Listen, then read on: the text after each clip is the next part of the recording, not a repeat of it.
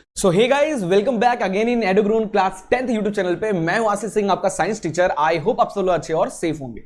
तो यार, आज की लेक्चर हमारी थोड़ी सी लेंदी होने वाली है और बहुत ही स्पेशल और बहुत ही ज्यादा इंपॉर्टेंट लेक्चर होने वाला है आज का।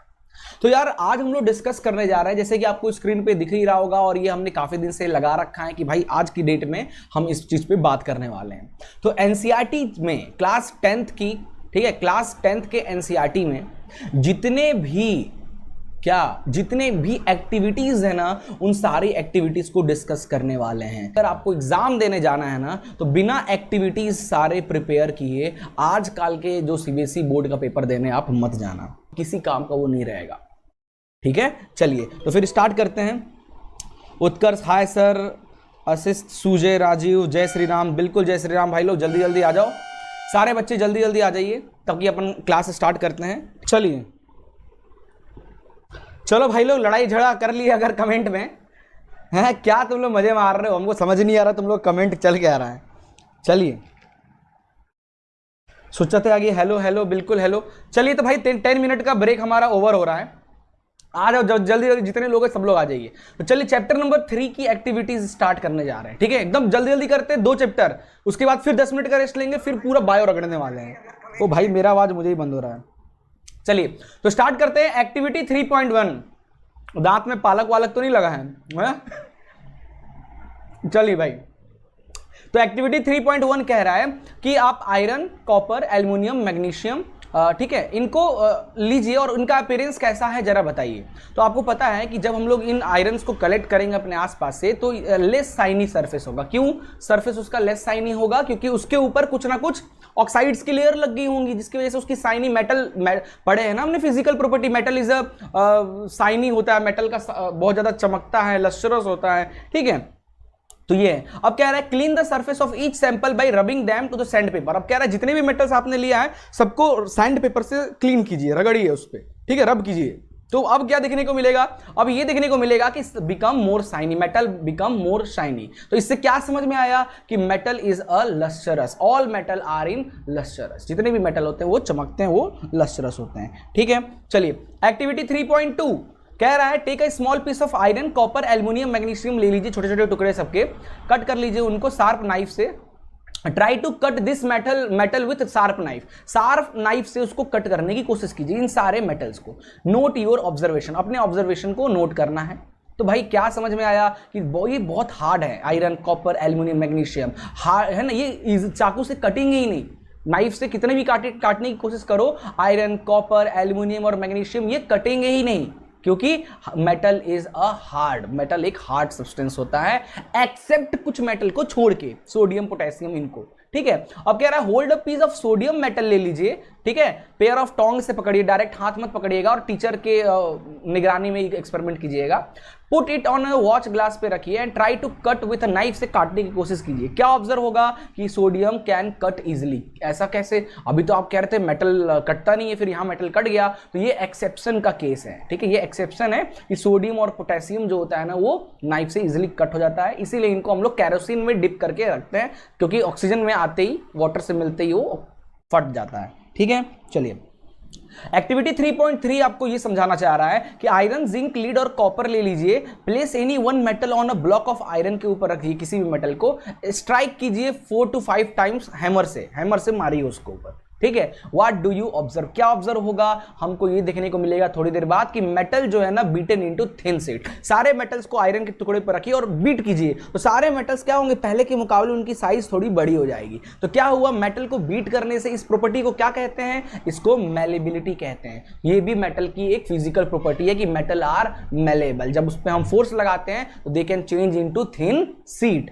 ओके, चलिए ये सारे जो एक्टिविटीज है ना, ये इससे सैंपल पेपर क्वेश्चन डायरेक्टली तो नहीं पूछा गया, डायरेक्टली सैंपल पेपर में क्वेश्चंस नहीं है, लेकिन जो थ्योरेटिकल है ना, छोटे छोटे क्वेश्चंस, 1-1 नंबर 2-2 नंबर एमसीक्यूज, कहीं ना कहीं उनसे बहुत ज्यादा रिलेट करता है। ठीक है, चलिए 3.4 चलते हैं। 3.4 क्या कह रहा है बेटा, यहां पे ध्यान से सुनिएगा कि list the metal whose wires you have been daily. अब ये तो फर्जी क्वेश्चन है, ये तो आता भी नहीं है, अब था बुक में एक्टिविटी तो बता रहा है। आपके आसपास देखिए और जो वायर्स आपको दिखते हैं वो किस मेटल से बने हैं, तो ज्यादातर जो वायर्स होते हैं ना या तो वो आयरन, कॉपर या एल्यूमिनियम से बने होते हैं। ठीक है, चलिए आगे चलते हैं। अब ये देखो, ये एक एक्टिविटी है जो कि इंपॉर्टेंट नहीं है।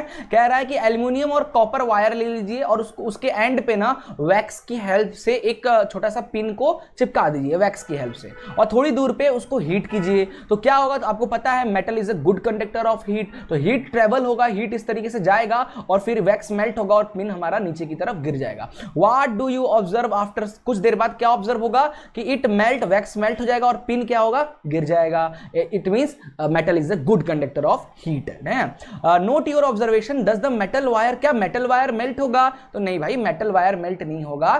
ठीक है, the metal wire does not melt. क्यों मेल्ट होगा, कि मेटल का जो मेल्टिंग पॉइंट है वो बहुत ज्यादा होती है, इसलिए वो इजीली मेल्ट नहीं होगा। ठीक है, चलिए एक्टिविटी 3.6 ये कह रहा है कि आपको इस तरीके का सेटअप बना लेना है, बैटरी, बल्ब, स्विच और इस तरीके क्लिप लगा लीजिए। अब इन क्लिप में आप अलग अलग टाइप्स के सैंपल डालिए, मतलब वुड डालिए, प्लास्टिक डालिए, कॉपर, एल्यूमिनियम सबको डाल के देखिए और चेक कीजिए बल्ब किस टाइम पे ग्लो करता है। तो आपको ये देखने को मिलेगा कि जितने भी मेटल्स को आप जब यहां लगाओगे ना इसमें मेटल्स, तो हर मेटल के केस में बल्ब आपका ग्लो करेगा, वही नॉन मेटल के केस में ग्लो नहीं करेगा एक्सेप्ट ग्रेफाइट। ठीक है, याद रखिएगा, यही वाला हमारा ये एक्टिविटी का मीनिंग सिंपली इतना ही था।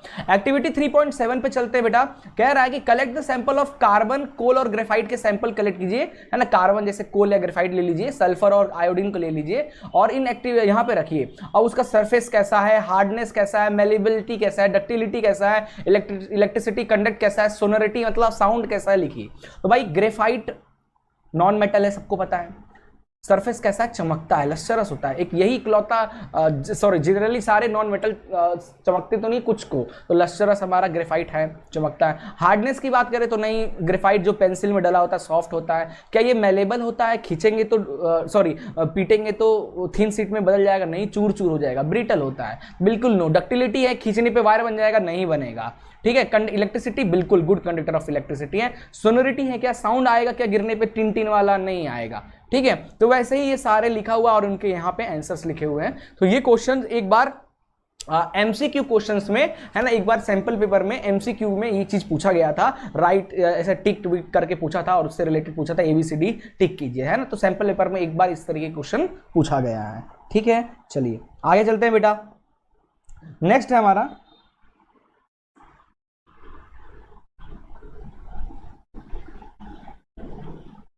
सर आप फुल साइंस पढ़ाते हो क्या? बिल्कुल बेटा, फुल साइंस ही पढ़ाते हैं, बिल्कुल।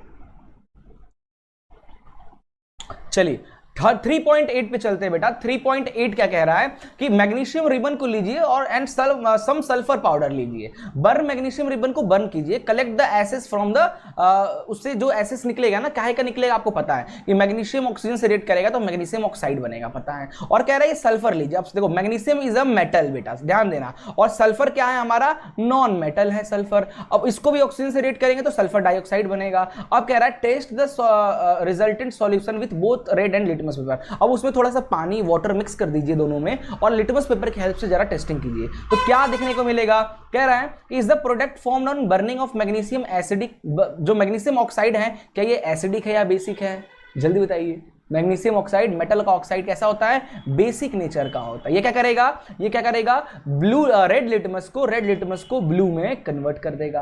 अब कह रहा है कि ना उस सल्फर को बर्न कीजिए और उसमें पानी मिलाइए और फिर आप सेक कीजिए और फिर उसमें डालिए क्या, लिटमस पेपर। क्या ऑब्जर्व हो रहा है जरा बताइए। तो भाई हमको ये सल्फर डाइऑक्साइड जो है ना, ये मेटल का, नॉन मेटल का ऑक्साइड है, तो कैसा होगा, ये एसिडिक नेचर का होता है। तो हम देखेंगे यहाँ पे कि हमारा जो ब्लू लिटमस जो है ना वो रेड में कन्वर्ट हो जाएगा, यानी द सोल्यूशन बिकम एसिडिक। ठीक है, चलिए। सर क्लास हैंग हो रही है, नहीं बेटा सही चल रही है, मैं भी सामने ओपन करके बैठा हुआ हूं, आप लोग कमेंट देख रहा हूं, सही चल रहा है सब कुछ। हाँ थोड़ा सा लैग हुआ, बिल्कुल सही कह रहे हो, थोड़ा सा लैग हो रहा है। ठीक है, चलिए आगे चलते हैं। 3.9 क्या कह रहा है, एक्टिविटी समझना कि ये टीचर की निगरानी में करना है भाई ये एक्सपेरिमेंट। अब देखो ये सारे एक्सपेरिमेंट अगर आपके स्कूल में कराए जाते तो आज आपको ये वीडियो देखना पड़ता नहीं, इसीलिए कहते हैं, देखो बहुत स्कूल्स, कितने सारे स्कूल्स है ना बेटा, 9th 10th को ना, कितने के स्कूल में तो 9th 10th को लैब ले जाता ही नहीं होगा, कितने टीचर, और ले भी जाते होंगे तो शक्ल दिखा के ले आते होंगे। मेरे हिसाब से अगर मेरा स्कूल होता है, मेरी नॉलेज से भाई 6th क्लास से बच्चों को ना प्रैक्टिकल ज्ञान देना चालू करो, उनको एक्सपेरिमेंट स्टार्ट करो, क्योंकि आने वाले टाइम पे ना पूरी एजुकेशन सिस्टम बदलने वाली है और थ्योरी से ज्यादा प्रैक्टिकल होने वाली है। तो भाई अब ये सारी एक्टिविटीज, अगर आपने सारी की सारी एक्टिविटीज एनसीईआरटी की अगर आपने अपने स्कूल के लैब में किए होते ना, तो आज आप सबका बेस्ट मार्क्स आता, बिना पढ़े कितने अच्छे नंबर आप ले आते। 50% नंबर तो यहीं से आ गया, एमसीक्यू 20 कर लिए और थोड़ा बहुत इधर उधर दिमाग लगा के कर लिए, बहुत बेहतरीन नंबर है। बट ठीक है, क्या कह सकते हैं। चलिए आगे चलते हैं बेटा। तो ये एक्टिविटी क्या है, hold any the sample taken above the pair of tong के साथ लीजिए, बर्निंग ओवर फ्लेम के ऊपर, रिपीट द अदर मेटल के साथ भी कीजिए, collect the product if formed, let the product and metal surface cool down होने दीजिए, विच मेटल बर्न इजिली। ठीक है, तो इसमें क्या कह रहा है कि विच मेटल बर्न इजिली, बहुत अलग अलग मेटल के साथ करके देखिए तो आपको देखने को मिलेगा सोडियम मेटल है ना वो इजिली बर्न हो जा रहा है। ठीक है, अब कह रहा है what flame colour did you observe when the metal burn, जब मेटल को बर्न करोगे तो कौन से कलर का फ्लेम निकल रहा है, भाई येलो कलर का, सोडियम को बर्न करने पे तो येलो कलर का निकलता है, मैग्नीशियम को बर्न करने पे व्हाइट कलर का निकलता है। ठीक है, ध्यान रखिएगा। How does the metal surface appear after burning, burn जलने के बाद मेटल का जो सरफेस कैसा होता है, तो सिल्वर व्हाइट कलर का हो जाता है, क्योंकि ऑक्साइड बन जाता है ना उसके मेटल जलने के बाद, ऑक्साइड्स व्हाइट कलर के। ठीक है, arrange the metal in the decreasing order, अब बहुत सारे आप मेटल का यूज किए होंगे तो उनकी रिएक्ट, कोई जल्दी जल गया होगा, कोई थोड़ा टाइम लग रहा होगा, जो जितना जल्दी जल रहा है यानी वो उतना ज्यादा रिएक्टिव है। तो आपको याद है कैटरीना ने कार मांगी, कैटरीना ने, है ना, कैटरीना ने कार मांगी, ऑल्टो, जेन, फरारी, फिर भी क्यों, यहां बीच में हाइड्रोजन आएगा, क्यों मिली सिल्वर, है ना, क्यों मिली, सॉरी क्यों मिली सिल्वर, है ना, एजी और एयू, सिल्वर और डी। तो रिएक्टिविटी सीरीज, ऊपर वाले मोर रिएक्टिव होते हैं और नीचे वाले हमारे लेस रिएक्टिव होते हैं। तो भाई जो मोर रिएक्टिव होगा वो आगे होगा, जाहिर सी बात है, वही यहां पे लिखा हुआ है। ठीक है, are the product soluble in water, अब क्योंकि क्या इसके जो मेटल ऑक्साइड्स है क्या वो पानी में घुल जा रहे हैं, तो बिल्कुल मेटल ऑक्साइड्स, जितने भी मेटल ऑक्साइड्स होते हैं ना वो पानी में, वाटर में इजिली घुल जाते हैं, बिल्कुल ये सॉल्युबल है। ठीक है, अदर जैसे कह रहा है सोडियम ऑक्साइड ज्यादातर इजिली घुल जाएगा पानी में, but other metal oxides are insoluble, वो कुछ अदर मेटल्स है वो अच्छे से पानी में हो सकता है पूरी तरीके से घुले ना। ठीक है, चलिए तो एक्टिविटी 10 पे चलते हैं। 10th एक्टिविटी कह रहा है, याद है ये बहुत इंपॉर्टेंट एक्टिविटी है बेटा, बहुत इंपॉर्टेंट एक्टिविटी है, याद रखिएगा। ठीक है, करना क्या है, आपको मेटल के इस तरीके मेटल का सैंपल ले लीजिए, आप टेस्ट ट्यूब लीजिए, टेस्ट ट्यूब के एंड पे ना ग्लास वूल लीजिए, ग्लास से बना हुआ वूल आता है ना, उसको वाटर में गीला करके उसको यहाँ कॉर्नर पे डाल दीजिए और थोड़ा सा आगे कोई भी मेटल का सैंपल रखे और हीट कीजिए। तो हीट करेंगे तो वाटर इसका इवापोरेट होगा और वाटर जो है वो गैस के फॉर्म में बाहर आएगा। तो क्या ये मेटल ये गैस के फॉर्म में वाटर आ रहा है यानी स्टीम के फॉर्म में, ठीक है, स्टीम के फॉर्म में, क्या ये मेटल स्टीम से रिएक्ट करेगा? ये कौन सा टॉपिक याद आ रहा है मेटल नॉन मेटल के, कौन सा टॉपिक, कि कुछ मेटल कोल्ड वाटर से रिएक्ट करते हैं, कुछ मेटल हॉट वाटर से रिएक्ट करते हैं, कुछ मेटल स्टीम से रिएक्ट करते हैं, ये वही वाला कॉन्सेप्ट वाला एक्सरसाइज है। ठीक है, अब इसी से रिलेटेड कुछ क्वेश्चंस हैं कि did any metal produce fire on water. अब देखो यहां पे जो गैस निकलेगा भाई वो कौन सा गैस निकल रहा है, H2O gas, hydrogen gas collect हो जाएगा यहाँ पे। ठीक है, अब इसके कुछ क्वेश्चन से जरा समझते हैं। क्वेश्चन पूछ रहा है इसी एक्टिविटी में, कुछ क्वेश्चन है कि which metal react with cold water, cold water से रिएक्ट कौन से मेटल, सोडियम, पोटेशियम, कैल्शियम, ये इजिली कोल्ड वाटर से रिएक्ट हो जाते हैं। और इनकी इंक्रीजिंग ऑर्डर क्या है, तो सबसे ज्यादा सोडियम रिएक्ट करता है, फिर थोड़ा सा कम calcium, potassium and then calcium. याद रखिएगा, बहुत इंपॉर्टेंट चीजें डिस्कस हो रही हैं यहाँ पे। ठीक है, नेक्स्ट है did any metal produce fire on water. बिल्कुल, सोडियम और पोटेशियम पानी में डालते ही बूम बाम बूम, है ना, यही वाली चीजें। अब कह रहा है does any metal start floating, क्या कोई मेटल ऊपर तैरेगा? बिल्कुल, कैल्शियम जो है ना, उस कैल्शियम का, जब कैल्शियम को आप डालोगे तो उसके आसपास बबल्स बन जाते हैं हाइड्रोजन के। मैग्नीशियम के साथ भी ऐसा होता है जिसकी वजह से वो तैरने लगते हैं। ओके, कह रहा है which metal did not react, even steam से भी रिएक्ट नहीं कर रहा है, कौन सा, कॉपर, लीड, सिल्वर, गोल्ड, ये लिस्ट रिएक्टिव मेटल ना, इसलिए ना ये गर्म पानी ना ठंडा पानी ना ये स्टीम से रिएक्ट करेंगे। कह रहा है arrange the metal in decreasing order में अरेंज कीजिए, सबसे ज्यादा हाईली, वही कैटरीना ने कार मांगी को अरेंज कर दीजिए। क्लियर? तो ऐसे क्वेश्चंस इस टॉपिक से पूछा जाता है। ठीक है, अब देखो ये जितने लोग पागलपंती और ये जो चुतियापा कर रहे हो तुम लोग ध्यान से सुन लो। है ना। तुम बोलने का मेरा ये गंदा शब्द यूज करने का मेरा मन तो बिल्कुल नहीं था, लेकिन कल से मैं देख रहा हूँ एक दो बच्चे हैं ना काफी ज्यादा ये उल्टी सीधी हरकतें कर रहे हो कमेंट में, है ना, एक दूसरे को गाली गलौज कर रहे हो। यहाँ पे क्लास चल रही है और गधों जैसे गाली गलौज कर रहे हो, है ना। नहीं पढ़ना है तो तू नहीं तो मैं तेरे को ब्लॉक मार दूं, बता मारू ने मैं ब्लॉक ओपन करके। किसको मारना है, कौन ये जो ज्यादा नौटंकी कर रहा है, बताओ, इसका नाम सीधे हटा ही दिया जाए इसको ग्रुप से।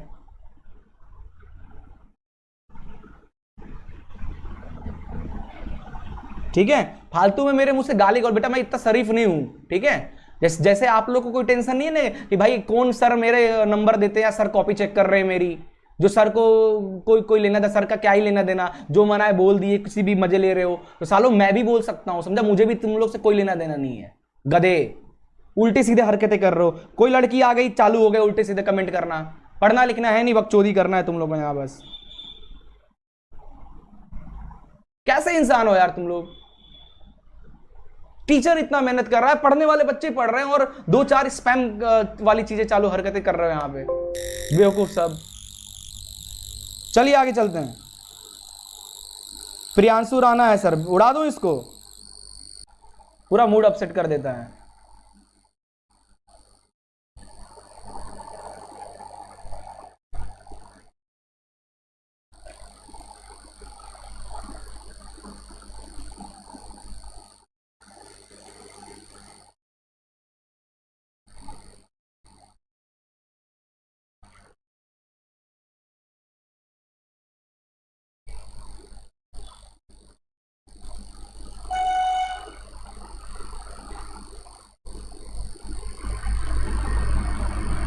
हो गया, ब्लॉक हो गया।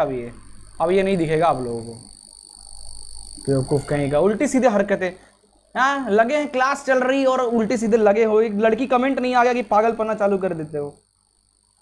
चलो छोड़ो, हटाओ, मूड चेंज करते हैं अपन, है ना। क्वेश्चन एग्जाम है, 2 दिन रिलैक्स रहो, ये सब उल्टी सीधी नहीं, ठीक है। चलिए तो अगला है बेटा 3.11, ठीक है। ये एक्टिविटी क्या कह रहा है, ये एक्टिविटी जनरली समझाना क्या चाह रहा है, ऊपर मैंने हिंट देके रखा कि मेटल डाइल्यूट एसिड से, मतलब मेटल जब एसिड से रिएक्ट करेगा तो सबको पता है सॉल्ट प्लस हाइड्रोजन गैस निकलता है, ठीक है। तो यही है कि भाई ये सोडियम और पोटेशियम ले लीजिए सैंपल के टर्न पे, रब कीजिए उसके सरफेस को सैंड पेपर से रब कीजिए और put the sample separately in test tube में डालिए डाइल्यूट हाइड्रोक्लोरिक के, है ना। 2 टेस्ट ट्यूब ले लीजिए, एक में सोडियम डाल दीजिए, एक में के डाल दीजिए, ठीक है। दोनों में पहले से HCl डला हुआ है। बताइए, अब कुछ क्वेश्चन पूछ रहे हैं। अब देखो क्वेश्चन कह रहा है कि which metal react vigorously with HCl acid के साथ कौन सा मेटल बहुत हाई फ्लेम के साथ बर्न होगा।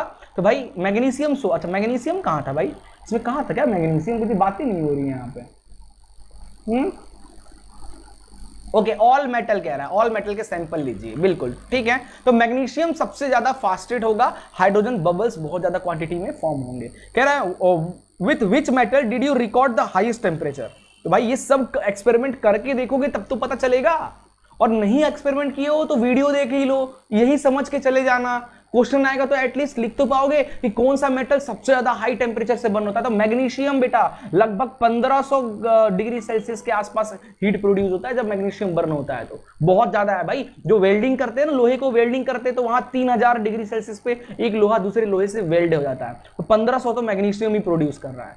तो याद रखिए बहुत इंपॉर्टेंट चीजें हैं। अब ये पुराना वाला सीबीएसई रहा ही नहीं, न्यू सीबीएसई पैटर्न आ गया है। बहुत चीजें डिटेल पढ़ के जाना है आपको, तब जाकर कहीं 80 में से 75-70 पहुंच पाओगे, ठीक है। बिल्कुल सर, बायो कब पढ़ाओगे बेटा, जैसे ये खत्म हो रहा ना, बस स्टार्ट हो रहा है, केमिस्ट्री खत्म बायो चालू हो जाएगा, ठीक है। चलिए अब कह रहा है अरेंज द, वही कैटरीना ने कार मांगी के अकॉर्डिंग अरेंज कर देना, और ये कुछ रिएक्शन लिख दिया हूं कि किसके साथ क्या रिएक्ट करने पे क्या बनेगा, क्लियर है। चलिए 12th आते हैं, 3.12 पे आ जाइए, ठीक है। अब ये आई थिंक 2-3 और बचा है, फिर 4th चैप्टर पे अपन आ जाएंगे। कह रहा है इसमें इसका कॉन्सेप्ट क्या है कि metal react with other metal salt, metallic एक मेटल को दूसरे मेटल सॉल्ट से रिएक्ट कीजिए। जैसे ये वाला हमने मेटल में ले लिया, आयरन ले लिया, एक मेटल ले लिया, इसको मेटल कॉपर सल्फेट, ये सॉल्ट है ना, मेटल का सॉल्ट है, तो आयरन को कॉपर सल्फेट से रिएक्ट करेंगे। अभी कुछ देर पहले ही हमने क्वेश्चन किया था, ठीक है। कॉपर सल्फेट का कलर क्या होता है, ब्लू कलर का होता है, तो बनेगा क्या, आयरन सल्फेट, डिस्प्लेसमेंट रिएक्शन हो जाएगा और बेचारा कॉपर अकेला, और कलर जो है पूरे के पूरे आयरन के ऊपर है ना, आयरन के ऊपर पूरा का पूरा इस तरीके से कॉपर का बैठ जाएगा, ठीक है। तो अब नहीं, इसमें थोड़ा सा चेंज है एक्टिविटी, सॉरी बेटा, एक्टिविटी में थोड़ा सा चेंज है, ठीक है। कह रहा है take a clean wire of copper and iron ले लीजिए, put the copper wire in solution of iron sulphate. Okay, copper wire जो है ना उसको आयरन सल्फेट में डालिए। ओके ठीक है, और कह रहा है and iron nail in solution of, iron को कॉपर में डालिए, तो आयरन इज मोर रिएक्टिव होता है ना, iron is more reactive than copper, तो रिएक्शन हो जाएगा यहाँ पे। तो अब कॉपर और इसको करेंगे तो होगा क्या, कॉपर क्या, कॉपर रिएक्टिविटी सीरीज में कॉपर कहां नीचे होता है, आयरन ऊपर होता है। कैटरीना ने कार मांगी ऑल्टो जेन फरारी, फिर भी क्यों फरारी ऊपर आ गया एफई, तो ये रिएक्शन होगा ही नहीं। तो यही चीजें आपको एक्सप्लेन करना है। अब इसमें कुछ क्वेश्चंस पूछा है कि रिकॉर्ड योर ऑब्जर्वेशन, 20 मिनट बाद रिकॉर्ड कीजिए, तो 20 मिनट बाद देखने को ये मिलेगा कि it is observe that blue copper sulphate जो है ना वो ग्रीन कलर में चेंज हो जाएगा। क्यों, क्योंकि आयरन सल्फेट बन गया ना, आयरन सल्फेट का colour blue, green is colour, इसलिए। In which test tube did you find the reaction has occurred, तो टेस्ट ट्यूब जिसके अंदर कॉपर सल्फेट था उसी में रिएक्शन होगा, मतलब ये वाले में रिएक्शन होगा, यहाँ पे तो रिएक्शन हो ही नहीं रहा है। ठीक है, नेक्स्ट है on what basis can you say that the reaction has actually taken place, क्यों भाई, तो द ब्लू कलर जो है ना कॉपर सल्फेट जब फ्लैट होने लगेगा, क्योंकि कॉपर सल्फेट जो है ना ब्लू कलर का है, फ्लैट होने लगेगा क्योंकि वो कन्वर्ट हो रहा है आयरन सल्फेट में, ग्रीनिश कलर आएगा, तो हम समझ जाएंगे कि वहां पे रिएक्शन चालू हो गया है। ठीक है, चलिए नेक्स्ट है बेटा, can you correlate your observation activity 3.9, अब ये पता नहीं क्या था एक्टिविटी थर्ड चैप्टर का, 9, 10 और 11 से कुछ कोरिलेट कर सकते हैं क्या, तो बिल्कुल कर सकते हैं, क्योंकि सब में आई थिंक ये तीनों एक्टिविटी में ना वही copper sulphate reaction with iron वाला कुछ चल रहा था, है ना, बिल्कुल कर सकते हैं। Right the balance chemical equation लिखिए, तो iron react with copper sulphate, पता है FeSO4 और कॉपर बनेगा, देख लीजिए नंबर ऑफ आयरन, बैलेंस कीजिए इक्वेशन को, सबको आई होप आपको आता हो, ये ऑलरेडी बैलेंस इक्वेशन है। ठीक है, तो नेम द टाइप, ये रिएक्शन कैसा है, तो ये रिएक्शन को डिस्प्लेसमेंट रिएक्शन कहा जाता है, क्योंकि डिस्प्लेस कर देना, कॉपर को भगा दे रहा है, कॉपर अकेला हो जा रहा है बेचारा, आयरन सल्फेट एक साथ। ठीक है, चलिए नेक्स्ट है बेटा एक्टिविटी 13 पे चलते हैं। तो ये देखो, ये क्वेश्चन अभी अभी एक सैंपल पेपर में आया है, प्रैक्टिस पेपर में। कल की जो मेरी क्लास होगी ना, सैंपल 3 सैंपल पेपर बताया ना, 3 सैंपल पेपर, वो भी एक मीडियम और 2 डिफिकल्ट लेवल के सैंपल पेपर हम कल वीडियो में कर रहे हैं, ऐसे ही मजे लेते हुए, ब्रेक लेते हुए कल करेंगे। तो कल अपने को, आप लोग का काम ये है कि कल 6 PM तक, 6 PM तक आप अपना पूरा साइंस का सिलेबस कंप्लीट कर लीजिएगा। तो रात को 8 बजे से जब हम बैठेंगे ना, तो 3 सैंपल पेपर अपने को लगाना है, यानी 3 घंटे की कल क्लास चलेगी। ठीक है, तो 3 घंटे में अपने को ये पूरा सैंपल पेपर खत्म करना है, सो जाना है और अगले दिन मस्त एग्जाम देकर आना है। ठीक है, तो एक्टिविटी 13 क्या कह रहा है कि ये स्पैचुला ले लीजिए, आपको पता है इसको स्पैचुला कहते हैं, बहुत इंपॉर्टेंट है ये सब्सटेंस, इनका नाम, ये हमारा बर्नर हो गया, ये स्पैचुला हो गया। ठीक है, अब रिएक्शन क्या है कि take a sample of sodium chloride ले लीजिए, पोटेशियम आयोडाइड ले लीजिए, बैरियम क्लोराइड ले लीजिए, और भी कोई सॉल्ट ले लीजिए लैब का, और उसको स्पैचुला में रखिए, हीट कीजिए। What is the physical state of this salt, अब ये जो सॉल्ट आप लोगे ना अपने लैब से, उसका फिजिकल स्टेट क्या है। ठीक है, फिजिकल स्टेट क्या है जरा बताइए। तो दे फिजिकल स्टेट हार्ड और ब्रिटल होता है, ज्यादातर पाउडर के फॉर्म में, और हार्ड भी होता है, तो हार्ड एंड ब्रिटल है। ठीक है, चलिए नेक्स्ट है कि take a small amount of sample on metal spatula, spatula में ले लीजिए इनको और इसको डायरेक्टली फ्लेम में हीट कीजिए। अब कह रहा है व्हाट डिड यू ऑब्जर्व, क्या ऑब्जर्व करोगे आप, did the sample impart any colour to the flame, क्या जो सैंपल आपने लिया क्या वो बर्न हो रहा है क्या, और कौन से बर्न हो रहा है, तो बर्न हो रहा है तो फ्लेम कौन से कलर का आ रहा है। तो कह रहा है ध्यान समझना, फ्लेम का कलर बहुत इंपॉर्टेंट क्वेश्चन है, बहुत ज्यादा इंपॉर्टेंट क्वेश्चन। फ्लेम का कलर, कौन से सॉल्ट को बर्न करने पे सॉल्ट जलेगा तो कौन सा फ्लेम निकलेगा। तो NaCl सॉल्ट को जब आप जलाओगे ना तो ऑरेंज येलो कलर का फ्लेम निकलेगा। पोटेशियम आयोडाइड को जलाओगे तो वॉयलेट कलर का फायर निकलेगा। बैरियम क्लोराइड को जलाओगे तो ग्रीन कलर का फ्लेम निकलेगा। ठीक है, तो याद रखिएगा, और ये मेल्ट नहीं होंगे, सीधे जल ही जाएंगे। ओके, नेक्स्ट है हमारा कि नेक्स्ट है कि try to dissolve the sample in water, petrol और केरोसिन में डिसॉल्व कीजिए इन सॉल्यूशन को। सॉल्ट है तो वाटर में तो इजीली सॉल्यूबल हो जाएंगे, घुल जाएंगे, बट पेट्रोल और केरोसिन में नहीं घुलेंगे क्योंकि उनके पास आयोनिक मॉड्यूल्स नहीं होते। ठीक है, तो वाटर के साथ तो सॉल्यूबल हो जाएगा, बट इनसॉल्यूबल होगा पेट्रोल और केरोसिन से। ठीक है, चलिए अब इसी में और क्वेश्चन अभी खत्म नहीं हुआ, ये एक्टिविटी बहुत बड़ा है। कह रहा है कि सर्किट डायग्राम बनाइए, ऐसा दिखने वाला एक सर्किट डायग्राम रेडी कीजिए, है ना, बैटरी बल्ब वगैरह सब कनेक्ट कीजिए, है ना। टेस्ट, अब इसमें सैंपल ऑफ सॉल्ट आपको डालना है, पानी के साथ वाटर में मिक्स करके सारे सॉल्ट्स को डालिए। कह रहा है कि what did you observe, test the other salt के साथ। तो सॉल्ट सॉल्यूशन कंडक्ट इलेक्ट्रिसिटी, ये चीज हमको पता है। सॉल्ट किससे फॉर्म होता है, आयोनिक बॉन्ड से फॉर्म होता है। आयोनिक बॉन्ड की हेल्प से सॉल्ट फॉर्म होता है, और आयोनिक बॉन्ड की मेल्टिंग और बॉइलिंग पॉइंट बहुत ज्यादा होती है। कुछ इंपॉर्टेंट चीजें बता रहा हूं, ध्यान सुनना। ज़्यादा होती है मेल्टिंग एंड बॉइलिंग पॉइंट। क्यों ज़्यादा होती है? क्योंकि इंटरमोलिकुलर फोर्स उनके बीच में बहुत ज़्यादा होता है इसलिए, ठीक है। और इसलिए ये गुड कंडक्टर ऑफ इलेक्ट्रिसिटी होते हैं क्योंकि आयंस फ्री होते हैं आयोनिक बॉन्ड में, ठीक है। तो जैसे डालोगे बल्ब हमारा ग्लो हो जाएगा। What is your inference about the nature of this compounds? तो भाई ये जो सॉल्ट्स है वो क्या, उनका नेचर क्या है, किससे कैसे बने? तो आयोनिक कंपाउंड की हेल्प से बने। आयोनिक कंपाउंड की फिजिकल, मेल्टिंग, सॉल्युबिलिटी, कंडक्शन, तो ये प्रॉपर्टी के बारे में यही तो लिखा। अभी जो मैं बता रहा था मैंने ध्यान नहीं दिया, यही तो सारी प्रॉपर्टी लिखी है आयोनिक बॉन्ड की, इसको अच्छे से पढ़ लीजिएगा, ठीक है। चलिए आगे चलते हैं। 14th, कितने क्वेश्चन है यार, थर्ड चैप्टर बड़ा है क्या ये थर्ड चैप्टर? ठीक है, अब देखो थर्ड, ये बहुत अच्छा एक्टिविटी, एक ही बार मैं समझा दे रहा हूं। ये एक्टिविटी पिछले साल के सैंपल पेपर में आया था, सैंपल पेपर में आया हुआ है, पिछले साल के सैंपल पेपर में ये क्वेश्चन, ठीक है, ये क्वेश्चन आया हुआ। किया करना क्या है, आप देख लो, यहाँ पे एयर ले लो, एक टेस्ट ट्यूब में एयर और वाटर ले लो और उसमें आयरन नेल डाल दो। दूसरे में क्या करो, वाटर ले लो, आयरन नेल डालो और ऊपर से ऑयल का लेयर डाल दो। ऑयल लेयर डाल देने से क्या होता है, एयर और वाटर कांटेक्ट में आएंगे नहीं, ठीक है। और एक ले लीजिए जिसके अंदर सिर्फ एयर रखिए और नेल रखिए। अब कह रहा है कि क्या ऑब्जर्व हुआ, what you will be observe. तो देखने टेस्ट ट्यूब ए जो हो ना, इसमें हमको क्या बोलते हैं, टेस्ट ट्यूब ए में यहाँ पे रस्टिंग देखने को मिलेगा, ठीक है। आयरन जो है वो रस्ट हो जाएगा। क्यों? Rusting is a phenomena to when an iron react with moisture and water. जब कोई आयरन किसी H2O मॉइस्चर के साथ और एयर के साथ रिएक्ट करता है तब उसके अंदर हमको रस्टिंग या कोरोजन दिखने को मिलता है। तो यहाँ पे एयर और वाटर दोनों, इसलिए यहाँ रस्टिंग दिखा। यहाँ पे वाटर तो है बट एयर नहीं, इसलिए यहाँ नो रस्टिंग। यहाँ एयर तो है वाटर नहीं है, इसलिए नो रस्टिंग, ठीक है। यही चीज यहाँ पे लिखा हुआ है। चलें आगे।